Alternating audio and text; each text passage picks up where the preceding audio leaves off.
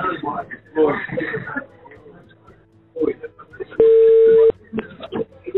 আলাইকুম। হ্যালো, আসসালামু আলাইকুম। জি জি, কি অবস্থা রাতে? হ্যাঁ ইভেন কবে? আমি তো এখন ফাইল পাঠাচ্ছি মাননীয় প্রধানমন্ত্রীর অনুমতির জন্য। আসলেই তারপরেই হবে আর কি। আজকে দেয়া যাবে? আশা করি ওটা ওখান থেকে আসলে আমরা করতে পারবো। এখন উনি কখন আচ্ছা, সাইন করে আমরা এটা পাঠাবেন? রেলি করতে চাইছিলাম, এটা আচ্ছা, কাল না করে শুক্রবারে করবো না। করেন করেন করেন। এটা আচ্ছা, হ্যাঁ, ঠিক আছে। ঢাকার বাইরেটা কালকে। আচ্ছা, ঠিক কিন্তু আছে। ঢাকা এখনো আমরা হ্যাঁ বৃহস্পতিবারটা করতে চাই না, কারণ যানজট পরিস্থিতি। জি, আর এই বিরাট ঘটনাটা যানজট হওয়ার হয়ে যাবে। পর বিভিন্ন স্পটে লোকজন রাখতো। জি জি আচ্ছা, আরেকটা বিষয়, জি, হারুন বেদি সরাই দিচ্ছেন? উনি তো খুব অ্যাডামেন্ট, আমরা সরাই নেই। ওই রাখছে, ডিএমপিতেই রাখতেছি। উনি বলছিলেন অন্যখানে দিতে, আমি ডিএমপিতেই রেখে দিচ্ছি। তার শুধু তার মানে দেশটা পরিবর্তন করে দিচ্ছি। মানে তো একটা ডিমোরালাইজ হয়ে যাবে আমার পুলিশ, সেটা যেমন কিন্তু ঠিক। এতগুলো,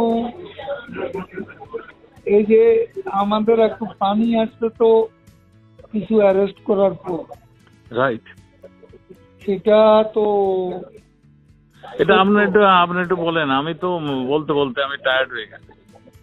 আপনি একটু না বললে আমি আর সাহস একটু করতে। ওয়েট করেন।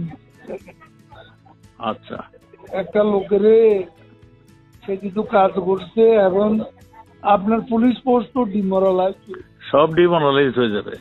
সেটাই আমিও কারো দিয়ে কাজ করাতে পারতেন। আমি তো সেটাই চাচ্ছি, সেটাই বলছি। এখন আপনি যা ফিল করেন হ্যাঁ, সেটা আপনি দয়া করে আমার সাথে বলতেছেন, এটা আপনি নেত্রীকে বলে দিবেন। আমি বলছি। একটু চিন্তা করতে হবে। আপনি একটু আইসি আমি আলাপ করেন। হ্যাঁ, আমাদের সবার সঙ্গে মিটিং করেছি।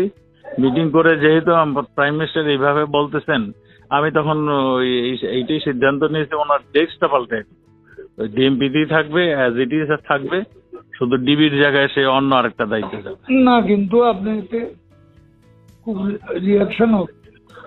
রিয়াকশন তো পুলিশের মধ্যে হবেই। সেটা একটু চিন্তা করার জন্য একটু রিথিঙ্ক করবেন না? আমাকে তো বলতে আজকে রাতের মধ্যে করে দিবে, আমাকে বলতে দিছে। আজকে না, 7 দিন ধরে আমাকে বলতেছে, 7 দিন ধরে কন্টিনিউয়াসলি। আমি তো এতদিন করি নাই। ঠিক আছে, একটু চিন্তা করুন। আচ্ছা।